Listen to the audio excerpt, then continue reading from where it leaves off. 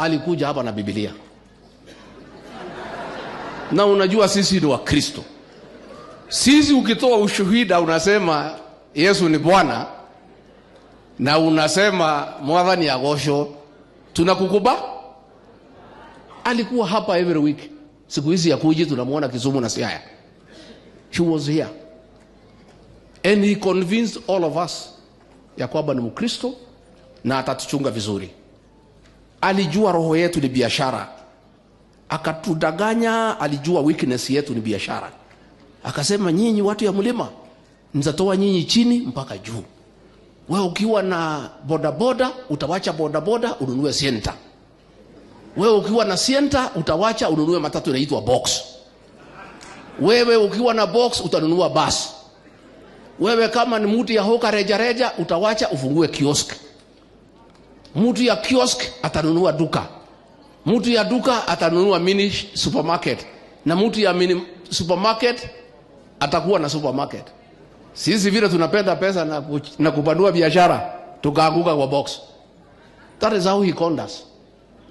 It was the greatest electoral fraud since independence. Mimi saa ingine najilaumu. Nasema mimi Rigathi Gachagua mtoto ya Wamunyoro ndio niliweka watu yangu kwa hii shimo. Lakini najipea nguvu, nasema kama huyu mtu alidanganya maaskofu na mareverend na mapasta, watu wametiliwa mafuta, mimi Rigathi Gachagua ni nani? Katibu watu waitu. Mimi naona Wajaluo pale akiwadanganya. Anasalimu hao.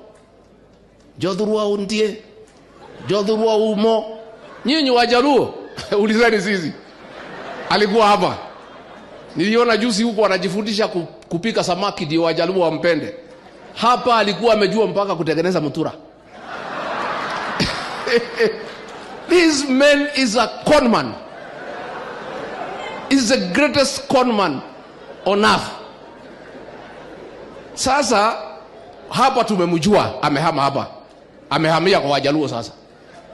Na kwa sababu wanajua Wajaluo wanapenda mambo mzuri. The Luos are good people. They like good things in life. Ndio wamepeleka maneno ya Singapore. Because Wajaluo wakisikia Singapore wanasema hiyo ni sawa.